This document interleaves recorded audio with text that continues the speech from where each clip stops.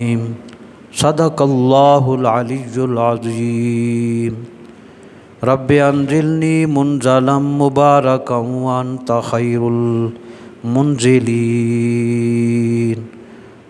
صدق اللہ العلی العظیم۔ محبت سے درود پاک۔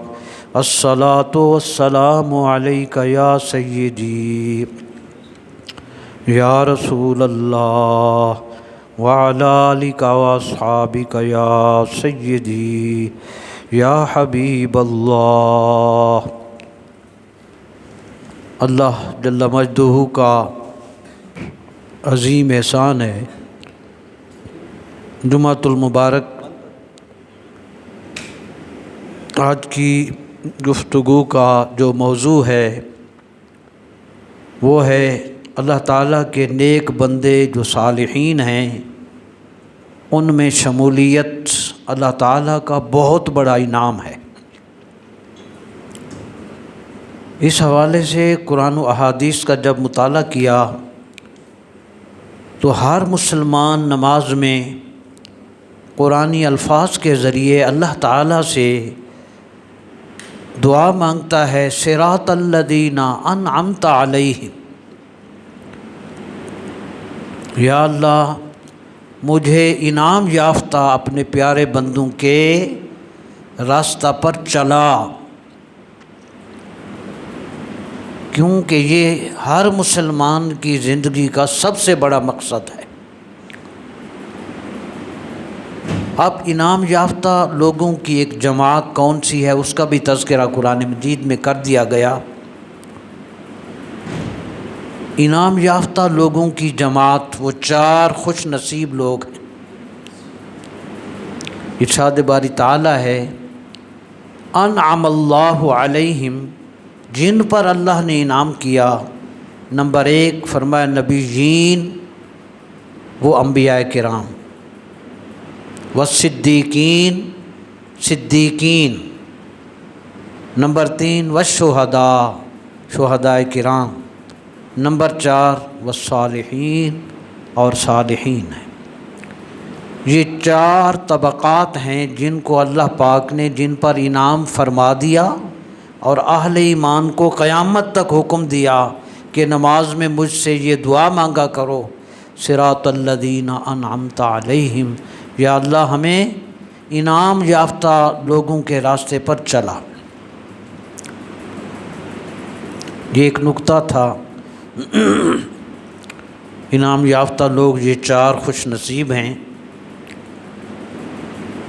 اب دوسری بات یہ ہے کہ جب قرآن پاک کا مزید ہم نے مطالعہ کیا اور ان انبیاء کرام کی سیرتوں کو قرآن کریم کی روشنی میں جب ہم نے پڑھا تو یہ پہلی مرتبہ آپ سنیں گے کہ اللہ کے نیک بندوں میں شامل ہونے کی دعا ہم تو کر ہی رہے ہیں، قیامت تک ہر مسلمان یہ دعا مانگتا ہی رہے گا، لیکن ان انبیاء علیہ السلام کے احوال جب قرآن پاک میں ہم نے پڑھے تو آپ کو یہ کمال کی خوشی ملے گی کہ یہ انبیاء علیہ السلام جو انعام یافتہ لوگوں کی صف میں پہلے نمبر پر کھڑے ہیں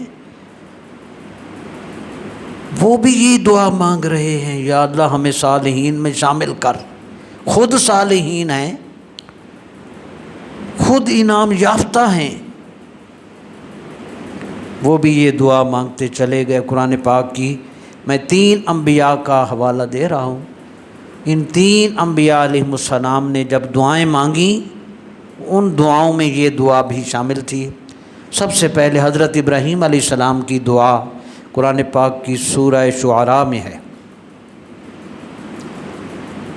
ارشاد باری تعالیٰ ہے، اللہ نے ان کی دعائیں بھی قرآن میں بیان کر دیں تاکہ قیامت تک ہر مومن جب ان انبیاء کے تذکروں کو پڑھے تو انہیں بھی یہ تربیت ملے کہ وہ انبیاء بھی صالحین کی دعائیں مانگتے گئے کہ ہمیں ان میں شامل کر۔ حضرت ابراہیم علیہ السلام کی دعا سنیں، ارشاد باری تعالیٰ ہے، رب ہب لی حکما والحقنی بالصالحین، یا اللہ مجھے علم و عمل میں کمال عطا کر اور مجھے صالحین میں شامل فرما جو تیرے خاص قرب کے حقدار ہیں۔ وہ بھی دعائیں کرتے گئے صالحین میں شامل ہونے کی۔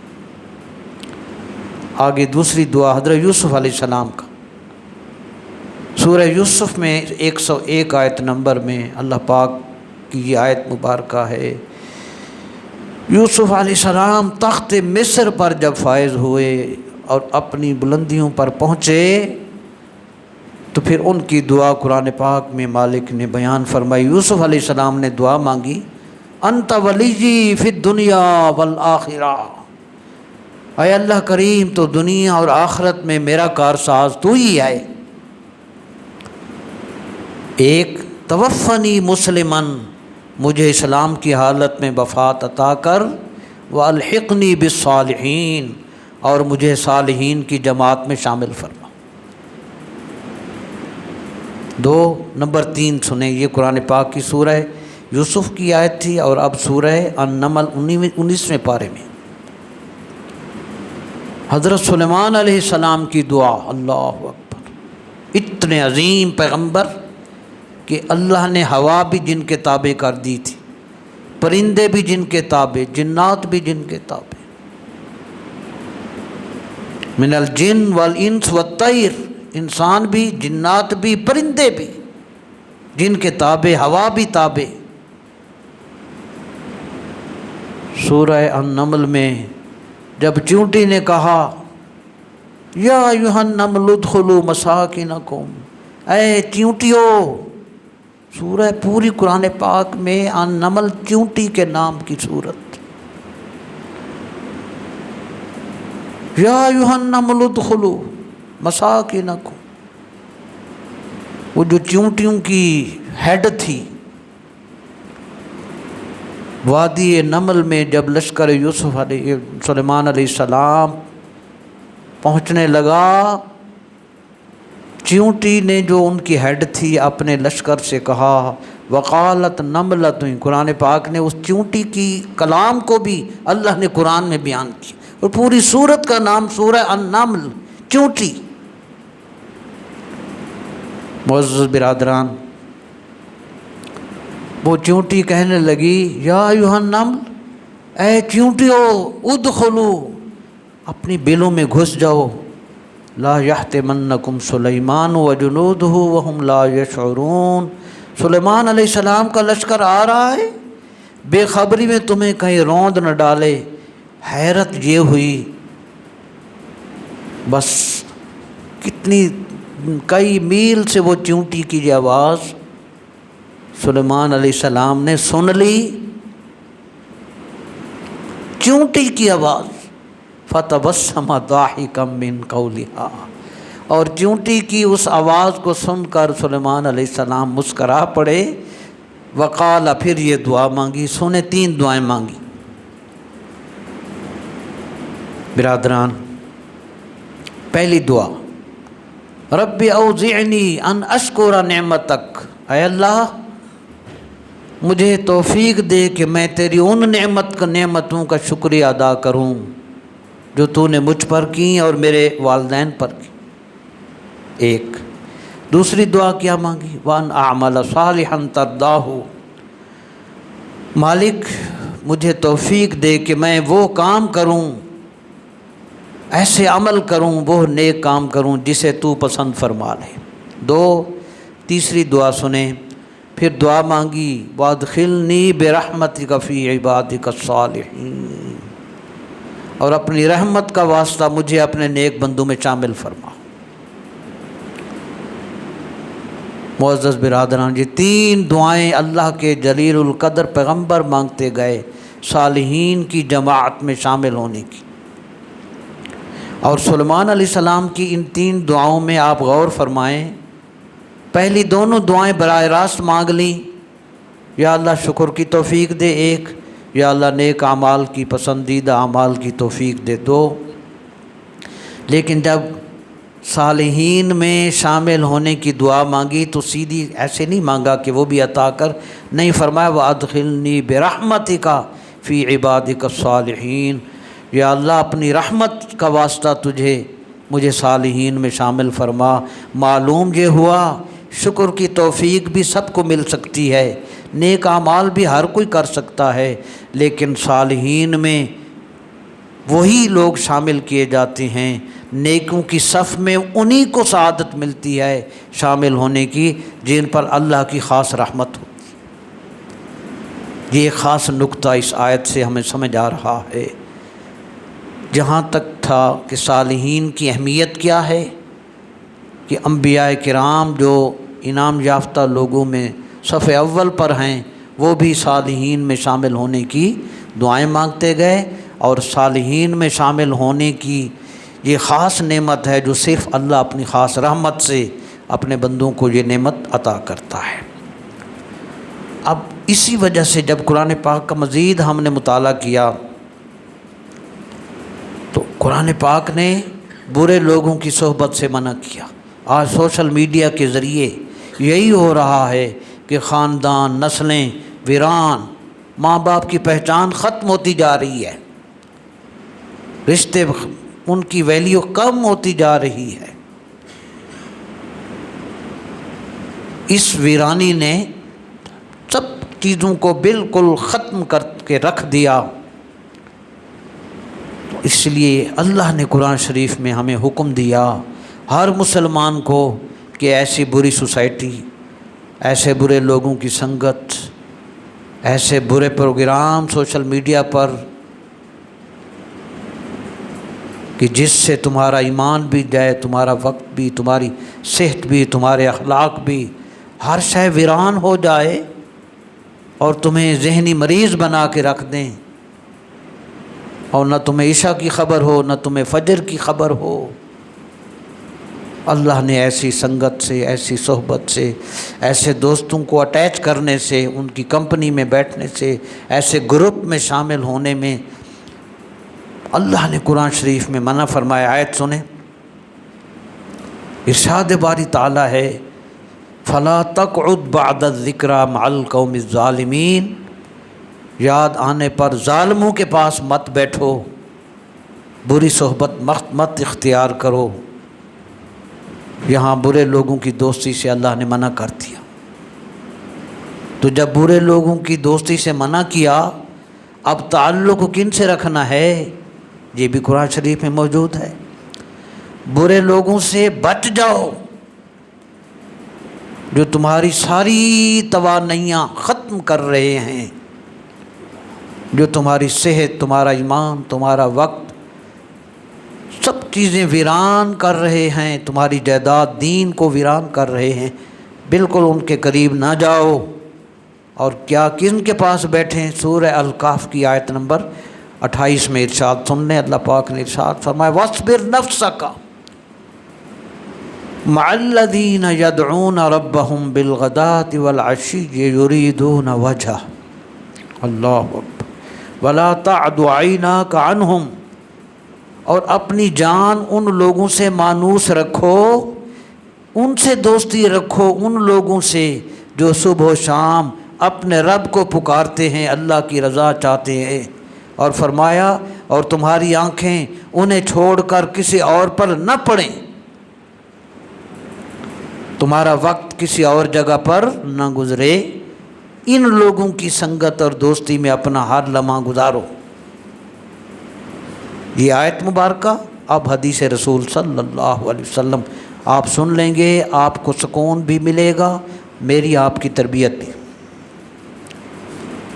حضور علیہ السلام کا ارشاد ہے علیکم بمجالسۃ العلماء واستماع کلام الحکماء فإن اللہ تعالی یحیی القلب المیت بنور الحکمت کما یحیی الارض المیتۃ بماء المطر۔ حضور علیہ السلام نے ارشاد فرمایا، یہ منبہات ابن حجر صفحہ نمبر 5 پہ یہ حدیث ہے۔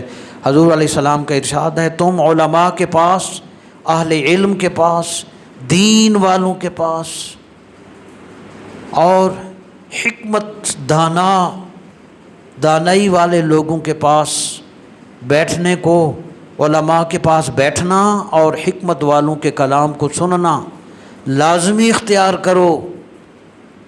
کیا فائدہ ہوگا؟ حضور علیہ السلام نے ارشاد فرمایا اللہ تعالیٰ مردہ دل کو نور حکمت سے اس طرح زندہ فرماتا ہے جیسے مردہ اور بنجر زمین کو بارش کے پانی سے زندہ کرتا۔ یہ بارش اترے تو زمین زندہ ہو، ٹھیک ہے جی، بنجر زمین میں سبزہ پیدا ہو، اس بارش کی تاثیر ہے۔ جب بندہ نیک لوگوں کی صحبت میں بیٹھتا ہے تو اللہ ان کے مردہ دل زندہ کر دیتا۔ برادران، اس لیے مولا روم علیہ رحمہ کا یہ شعر داتا صاحب رحمۃ اللہ علیہ، جن کا عرس مبارک 983واں عرس مبارک انشاءاللہ شروع ہونے والا ہے، اس برآمدہ پر فیض عالم رحمۃ اللہ علیہ کے برآمدہ پر یہ شعر مولانا روم علیہ رحمہ کا لکھا ہوا ہے۔ ہر کے خواہد ہم نشینی با خدا او نشینت در حضور اولیاء، جو اللہ کا قرب حاصل کرنا چاہتا ہو وہ اولیاء کاملین کے پاس بیٹھے، اللہ کا قرب حاصل ہو جائے گا۔ معزز برادران، یہ تھی نیک لوگوں کے ساتھ دوستی کا حکم تھا۔ اب اس کی برکت کیا ہوتی ہے، یہ پہلی بار آپ سماعت فرما رہے ہیں۔ صالحین سے دوستی کی اور ان سے قرب کی برکت اللہ تعالیٰ نے سورہ کہف کی آیت نمبر 59 میں حضرت موسیٰ علیہ السلام اور حضرت خضر علیہ السلام کا واقعہ بیان کیا۔ اللہ تعالیٰ نے موسیٰ علیہ السلام کو وحی فرمائی کہ مجمع البحرین، دو دریاؤں کے ملنے کی جگہ ہے، وہاں میرا ایک بندہ ہے جو تجھ سے زیادہ عالم ہے۔ موسیٰ علیہ السلام نے عرض کیا مالک میں اس کی خدمت میں کیسے پہنچ سکتا ہوں؟ حکم ہوا اپنے ساتھ ایک مچھلی بھنی ہوئی ٹوکری میں رکھ لو، جہاں وہ مچھلی گم ہو جائے بس وہ میرے اس بندے کی قیام گاہ ہوگی۔ یہ آپ نے نہ پڑھا ہوگا نہ آپ کو معلومات، میں اس لیے پیش کر رہا ہوں میری آپ کی تربیت ہو جائے۔ اب دیکھ رہے ہیں کامل کے پاس جا رہے ہیں، یہ صحبت صالحین نیک لوگوں کے پاس جانا سنت انبیاء علیہم السلام۔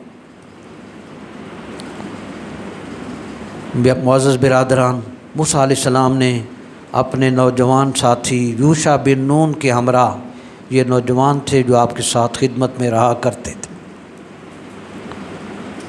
ان کے ہمراہ سفر فرمایا۔ حضرت خضر علیہ السلام کا نام سن لیں۔ حضرت خضر علیہ السلام کا نام ہے بلیابن ملکان۔ ان کو خضر کیوں کہتے ہیں؟ حضرت خضر علیہ السلام کو خضر کا لقب اس لیے ملا کہ حضرت خضر علیہ السلام جہاں تشریف فرما ہوتے وہ جگہ سرسبز ہو جاتی، یاد رکھنا۔ اس وجہ سے آپ کا لقب خضر ہوا اور آپ اس لقب سے مشہور ہیں، اور محققین علماء کی رائے کے مطابق خضر علیہ السلام اللہ کے نبی ہیں۔ اب سفر شروع ہوا موسیٰ علیہ السلام کا۔ جب حضرت موسیٰ علیہ السلام اور یوشع بن نون دو دریاؤں کے سنگم پر پہنچے قریب، تو سفر آگے کچھ گئے، سفر کی تھکان ہوئی، اس تھکان کو دور کرنے کے لیے ایک چٹان کے سائے میں آرام کرنے کے لیے سو گئے۔ اللہ اکبر۔ تو توشہ دان میں، باکس میں، لنچ باکس کہہ سکتے ہیں، اس میں بھنی ہوئی مچھلی ہوئی بھی تھی۔ اللہ اکبر۔ اس مچھلی کو جو کٹی ہوئی، تیار شدہ، بھنی ہوئی، بالکل مردہ لنچ باکس میں تھی، یہ مفسرین نے لکھا کہ اس مچھلی کو جب اس علاقے کی ہوا لگی جس علاقہ میں اس مرد حق خضر علیہ السلام کے سانسوں کی خوشبو بسی ہوئی تھی، بس ان سانسوں کی مہک سے وہ مچھلی زندہ ہو گئی اور اس مچھلی نے دریا میں چھلانگ لگا دی۔ یہ قرآن پاک کی آیت میں سنا تھا، ارشاد باری تعالیٰ. یہ نہ کہیں کہ جی ہمیں گلہ نے. اللہ نے فرمایا فاتخذ سبیلہ فی البحر سربا، سورہ الکہف آیت نمبر 61. تو اس مچھلی نے بنا لیا اپنا راستہ دریا میں، پھر وہ جہاں سے گزرتی گئی ایک طویل راہ کے نشانات چھوڑتی گئی. یہی جگہ حضرت خضر علیہ السلام کی رہائش گاہ تھی. تو یہ تو ایک واقعہ میں نے چھوٹا سا بتایا. پھر آگے ملاقات ہوئی تو یہاں پر علماء نے لکھا کہ جب وہ مردہ مچھلی زندہ ہو گئی نیک لوگوں کی ماحول کی وجہ سے، تو جب غافل آدمی اللہ کے ولی کامل کے قریب جاتا ہے اس کی برکت سے مردہ دل زندہ ہو جاتا.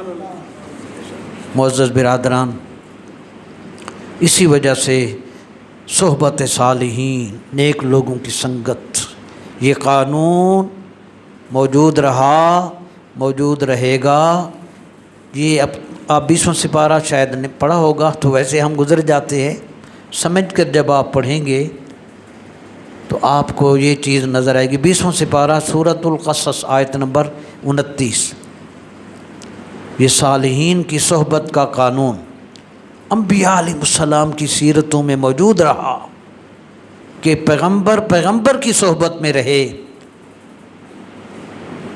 جناب موسیٰ علیہ السلام، قرآن شریف کے لفظ ہیں انت جورانی ثمانیہ حجج، ثمانیہ 8 کو کہتے ہیں. موسیٰ علیہ السلام 8 سال تک اللہ کے پیغمبر جناب شعیب علیہ السلام کی خدمت میں رہے. 8 برس تک ان کی خدمت میں رہے.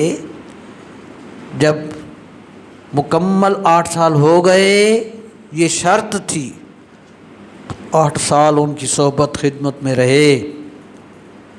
پھر شعیب علیہ السلام کی صاحبزادی سے حضرت موسیٰ علیہ السلام کا نکاح ہوا. 8 سال صحبت میں گزرے، پیغمبر کی صاحبزادی سے جناب موسیٰ علیہ السلام کا نکاح ہوا، اور اپنی گھر والی کو لے کر حضرت موسیٰ علیہ السلام جب روانہ ہوئے، فلما قضا موسیٰ الاجل وسار بأہلہ آنس من جانب الطور نارا. یہ قرآن شریف ہے. جب روانہ ہوئے بس پھر اللہ نے موسیٰ علیہ السلام کو نور نبوت بھی عطا کیا، اپنے احکام کی وحی بھی کی، اور موسیٰ علیہ السلام کو معجزات سے بھی مالا مال کیا. یہ ہے انبیاء کو بھی صحبت انبیاء میں صالحین میں رکھا گیا. معزز برادران، اب چونکہ حضور داتا گنج بخش رحمۃ اللہ علیہ کا عرس مبارک ہو رہا ہے انشاءاللہ تعالی، 983واں عرس مبارک 1448 ہجری میں 19-20 صفر کو ہوگا. 1-2 دن کے بعد. تو میں ان کا تذکرہ کرنے سے پہلے آپ کو حضرت فیض عالم کا مقام، کیونکہ ہمیں جب مقام کا علم نہیں ہوتا، ہمارے سامنے مسجد کی، نماز کی، دین کی اہمیت ہی نہیں ہے. بس 2 فرض، اللہ اکبر، بس. دین کی تربیت جب تک نہیں ہوتی بندے کی سیرت نہیں نکھرتی. آئیے سیدنا داتا گنج بخش فیض عالم رحمۃ اللہ علیہ کا مقام کیا ہے. تو یہ ہیڈنگ ہے اولیاء کی نظر میں اولیاء کا مقام. یاد رکھنا، تاجر کو پہچانتا ہے کہ اس کے اتنے ایسٹس ہیں، یہ 100 ارب کا مالک ہے. تاجر کی ویلیو کو جانتا ہے، عالم کو جانتا ہے، اور ولی کو ولی جانتا ہے. تو میتھ کا پروفیسر بایو کو کیا سمجھ، اس فیلڈ کا بندہ ہی فیلڈ والے کو جانتا ہے. ہم 1448 سال بعد میڈیا پہ بیٹھ کے صحابہ کو کمنٹ کرنے لگ جاتے ہیں، بھئی تمہارا علم کتنا تمہارا علم ہے. اس لیے صحابہ کی شان صحابہ سے پوچھو رضی اللہ عنہ، ولی کا مقام ولی سے سنیں ذرا۔ اللہ، میں دو اولیاء کا بتاؤں گا آپ کو، دو نے دو کے بارے میں کیا کہا اور پھر تیسرے نے فیض عالم کے بارے میں کیا کہا۔ اولیاء کی نظر میں اولیاء کا مقام، سلطان العارفین حضرت باجد بسطامی علیہ رحمہ کا مقام کیا ہے؟ حضرت باجد بسطامی علیہ رحمہ کے بارے میں سید الطائفہ جنید بغدادی قدس سرہ العزیز، جو داتا صاحب رحمۃ اللہ علیہ کے دادا مرشد ہیں، کشف المحجوب میں فیض عالم نے ان کا تذکرہ فرمایا ہے۔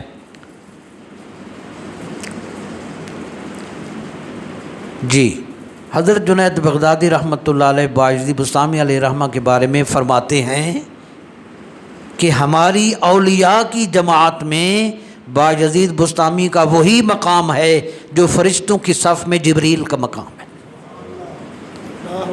جس طرح یعنی ملائکہ کی دنیا میں حضرت جبرائیل کا مقام ہے، اولیاء کی صف میں باجدی بسطامی کا وہی مقام ہے۔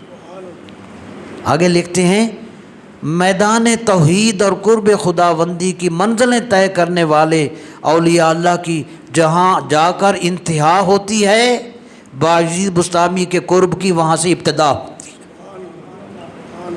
اس لیول کے ولی، ایک بتا دیے، دوسرا سنیں۔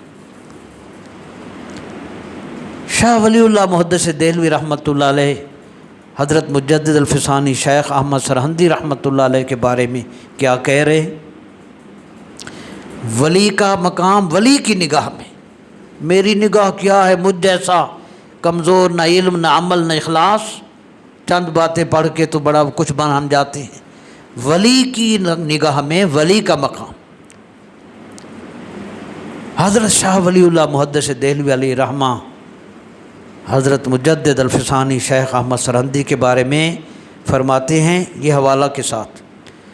شاہ ولی اللہ محدث دہلوی علیہ رحمہ فرماتے ہیں مجدد صاحب علیہ رحمہ کے بارے میں، وقد بلغ امرہ الا ان لا يحبہ الا مؤمن تقی ولا یبغضہ الا فاجر شقی۔ مجدد الفسانی علیہ رحمہ کی عظمت یہاں تک پہنچی ہے کہ جو ان سے محبت کرنے والا ہے وہ کامل مومن ہے، متقی ہے، اور جو ان سے عداوت اور دشمنی رکھنے والا ہے وہ فاسق و فاجر، گناہگار اور بدبخت ہے۔ یہ مجدد الفسانی علیہ رحمہ کا مقام، وہ باجدی بسطامی علیہ رحمہ کا مقام۔ اب فیض عالم کا مقام سنیے۔ اللہ اکبر۔ داتا گنج بخش رحمۃ اللہ تعالی علیہ، فیض عالم ہماری آنکھوں کی ٹھنڈک، ہمارے آنکھوں کے نور، سرتاج۔ جی، مجدد صاحب کا وہ مقام آپ نے سن لیا، ان کی نگاہ میں، ٹھیک ہے جی۔ شاہ ولی اللہ کی نگاہ میں مجدد صاحب کا یہ مقام، اور مجدد الفسانی کی نگاہ میں فیض عالم کا مقام سنیں۔ حضرت مجدد الفسانی رحمۃ اللہ تعالی علیہ سیدنا داتا گنج بخش رحمۃ اللہ علیہ کے مزار پر حاضر ہوئے، سمجھ رہے ہیں، فیض حاصل کیا۔ یہ کنز الایمان کے دوسرا سپارہ جہاں ختم ہو رہا ہے، آپ پڑھ سکتے ہیں، ولولا دفع اللہ الناس بعضهم ببعض لفسدت الارض۔ نیک لوگوں کی برکت کیا ہوتی ہے، اس میں حدیث انہوں نے درج کی، ایک نیک بندے کی برکت سے 100 گھروں کی بلائیں اللہ دور کر دیتا ہے۔ ایک نیک بندے کی برکت، اس کی دعاؤں کا فیض 100 گھروں تک۔ اور مجدد الفسانی علیہ رحمہ نے داتا صاحب علیہ رحمہ کے مزار اقدس پر حاضری دی اور فرمایا، داتا گنج بخش رحمۃ اللہ علیہ کے مزار اقدس پر اللہ کے انوار و تجلیات کی ایسی بارش برس رہی ہے جس سے ہندوستان کے تمام شہر فیض یاب ہو رہے ہیں۔ تمام ہندوستان کے جتنے شہر ہیں وہ اس فیض عالم سے، آپ کی اس برکت سے فیض یاب ہو رہے ہیں۔ اس لیے فرمایا معین الدین چشتی رحمۃ اللہ علیہ نے، جب یہاں 40 دن تک اعتکاف میں بیٹھے رہے اور پھر جب اٹھے تو یہ شعر کہا، گنج بخش فیض عالم مظہر نور خدا، نہ کہ سہارا پیر کامل، کامل آرا رہنما۔ سو میرے برادران، یہ اس فیض عالم کا عرس مبارک شروع ہو رہا ہے۔ میں آپ کو سیدنا داتا گنج بخش رحمۃ اللہ علیہ کے کچھ ارشادات آپ تک سنانا چاہتا ہوں۔ فیض عالم لکھتے ہیں، اللہ اکبر، یاد رکھا کرے اولیاء اللہ کی محبتوں کو، ان سے تعلق کو، ان کے اصال ثواب کو نہ بھولا کرے، انہیں روز اصال ثواب کرتے رہا کرے۔ داتا صاحب رحمۃ اللہ تعالی علیہ نے یہ جب علم حاصل کیا، اللہ اکبر، آپ کا اسم گرامی داتا صاحب رحمۃ اللہ علیہ کا نام علی، کنیت ابو الحسن، والد گرامی کا نام عثمان بن علی، یعنی آپ کے دادا کا نام بھی علی، آپ کا نام بھی علی۔ آپ افغانستان کے مشہور شہر غزنی کے محلہ حجویر میں 400 ہجری کے لگ بھگ پیدا ہوئے، یعنی اب 1448 ہجری ہے، اب اندازہ لگا لیں 983 برس ہو گئے ان کے وصال کو۔ آپ کے والد جید عالم، عظیم فقیہ، بہت بڑے عابد زاہد، آپ کی والدہ ماجدہ بھی عابدہ زاہدہ پارسا خاتون تھیں، اور آپ کے ماموں زہد و تقوی کی وجہ سے تاج الاولیاء کا لقب آپ کے ماموں کو حاصل ہوا۔ اللہ اکبر، نبی پاک علیہ السلام کا ارشاد ہے، بے شک علماء ہی انبیاء کے وارث ہیں، اور انبیاء نے علم کا وارث بنایا، پس جس نے نبوی علم حاصل کیا اس نے بڑا حصہ پا لیا۔ داتا صاحب رحمۃ اللہ علیہ نے 4 سال کی عمر میں قرآن مجید کی تعلیم کا سلسلہ شروع کیا۔ آپ نے والدین سے تعلیم تربیت حاصل کرنے کے علاوہ یہ کم و بیش غزنی شہر کے علاوہ تاشقند، سمرقند، بخارا، فرغانہ، ماوراء النہر، ترکستان، خراسان، طوس، نیشا پور، کوہستان، مرد، سرخس، فارس، کرمان، بیت المقدس، شام، عراق، آذربائیجان، تبرستان، خورستان، سوس، ہندوستان، یہ کم و بیش 23 ملک، 23 کنٹریز اور علاقے ہیں جہاں سے آپ نے علم دین بھی حاصل کیا اور اولیاء اللہ کی صحبت بھی حاصل کی۔ آپ تو لوگ مسجد میں آ جائیں تو بڑی بات، کتنی محنتیں وہ کر گئے دین کے لیے، بس پھر اللہ عظمتیں بھی اتنی عطا فرماتا۔ آپ فرماتے ہیں، اللہ اکبر، آپ فرماتے ہیں خراسان شہر میں نے 300 ایسے اولیاء اللہ سے ملاقات کی، ان سے میں نے علم حاصل کیا کہ ان میں سے ہر ایک صاحب مشرب روحانی قوت کا مالک تھا، اور تنہا ساری دنیا کے لیے، اس کی رہنمائی کے لیے اکیلا ایک فرد ہی کافی تھا۔ میں نے ایسے 300 اولیاء کی صحبت حاصل کی۔ آپ کے مرشد گرامی کا نام سیدنا ابو الفاضل محمد بن الحسن ختلی رحمۃ اللہ تعالی علیہ۔ اولیاء کی صحبت کا فائدہ سن لیں۔ داتا صاحب علیہ رحمہ فرماتے ہیں، میں ایک دن اپنے مرشد کے ہاتھ دھلوا رہا تھا، ان کی خدمت کرتے ہوئے۔ ہونتے کوئی منڈا اپنے ماں باپ کو پانی ڈال کے دے دے تو بڑی بات ہے، فیض عالم ایسے بنتے ہیں۔ فرمایا میں اپنے مرشد کے ہاتھ دھلوا رہا تھا، میرے دل میں خیال آیا کہ جب سارے کام اللہ تعالیٰ کی مرضی سے ہوتے ہیں، سارے اللہ ہی کرتا ہے، تو ہم جیسے لوگوں کو کیوں ان کا غلام بنا رکھا ہے، ہم یعنی ان کی خدمت کیوں کر رہے ہیں؟ یہ انجیکشن لگتے رہتے ہیں شیطان کی طرف سے، وہ دولت کو چھیننا چاہتا ہے، سب سے بڑا دشمن وہی ہے قرآن شریف کے مطابق شیطان، عدو مبین۔ میرے دل میں یہی خیال آج بھی کہ او جی اللہ ہی ہے، اللہ ہی اللہ، ادھر کیا رکھا ہے، شرک نہ کرو، اللہ معاف کرے۔ حضور پاک ہر سال شہداء احد کے مزار پر ہمارے پیغمبر خود حاضر ہوتے، سنت ہے۔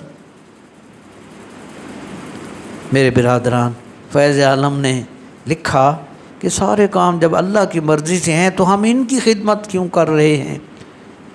کہتے ہیں بس میرے دل میں ادھر خیال آیا، میرے مرشد نے فرمایا علی ٹھہر جا، یہ سوال تیرے دل میں جو آیا ہے اس کا جواب سن لے۔ سمجھ رہے ہیں؟ وہی کہا نہیں، ایسی خیال ہی آیا تھا۔ اللہ یاد رکھنا، اولیاء اللہ کی بارگاہ میں بادب رہنا۔ میرے شیخ نے میرے دل کے خیال سے جب ان کو آگاہی ہوئی فرمایا اے فرزند، ہر حکم کے لیے سبب ہوتا ہے، ہر کام کا ایک سبب ہوا کرتا ہے نا۔ آپ پنکھے کے نیچے نہ بیٹھے، اے سی نہ چلے، ٹھنڈک نہیں آئے گی، کر دیں بند۔ دوسری کہو جی نماز کون پڑھے گا، اتنے ثواب ہے نا کولنگ کا۔ آپ وہاں بیٹھیں، پنکھا یہاں ہو، ہوا نہیں لگے گی، ثواب ہر چیز کا۔ فرمایا ہے میرے فرزند، ہر حکم کے لیے سبب اللہ نے رکھا ہے۔ اگلا جملہ فرمایا جب اللہ چاہتا ہے کہ عام مسلمان کو اللہ ولایت کا تاج عطا کرے، اپنا قرب خاص اس کو عطا کرے، اللہ جب کسی کے بارے میں یہ فیصلہ کرتا ہے اس کو دو چیزوں کی توفیق عطا کرتا ہے۔ ایک اسے سچی توبہ کی توفیق ملتی ہے، پہلا کام کیا اس کو سچی توبہ کی اس کو توفیق ملتی ہے، اور اس کے بعد خالی توبہ تسبیحاں نہیں، اللہ اللہ کر کیے جانے سے اللہ نہ ملے، اللہ والے ہیں جو اللہ سے ملا دیتے۔ فرمایا توبہ کرنے کے بعد پھر اللہ اس کو اپنے کسی محبوب بندے کی خدمت میں لگا دیتا ہے، بس وہ اس کی اللہ کے نیک بندے کی خدمت کرتا چلا جاتا ہے، اس کو اللہ کا قرب حاصل ہو جاتا۔ سو میرے برادران، یہ تھے حضرت سیدنا فیض عالم داتا گنج بخش علیہ رحمہ۔ میں باقی سب چیزیں چھوڑتے ہوئے داتا صاحب علیہ رحمہ کی چند تعلیمات ہیں وہ آپ سن لیں۔ آپ نے فرمایا اگر کسی مزار سے تمہارا گزر ہو، قبرستان سے گزر ہو، پتہ نہیں کتنے اولیاء اس میں موجود ہوتے، آپ بس پہ سفر کر رہے ہیں، قبرستان سے گزر رہے ہیں، یا کسی اللہ والے کے قریب سے آپ گزر رہے ہیں، تو فرمایا اگر کسی اللہ کے نیک بندے کے مزار سے تمہارا گزر ہو تو کچھ پڑھ کر ان کو بخش دو، تاکہ صاحب مزار کو تمہارے کلام سے سکون حاصل ہو اور وہ بھی تمہارے حق میں نیک دعا کرے۔ ایک نمبر 2 فرمایا اگر کسی کی ایک کھجور کی گٹھلی کے برابر بھی تم نے کوئی رقم دینی ہے،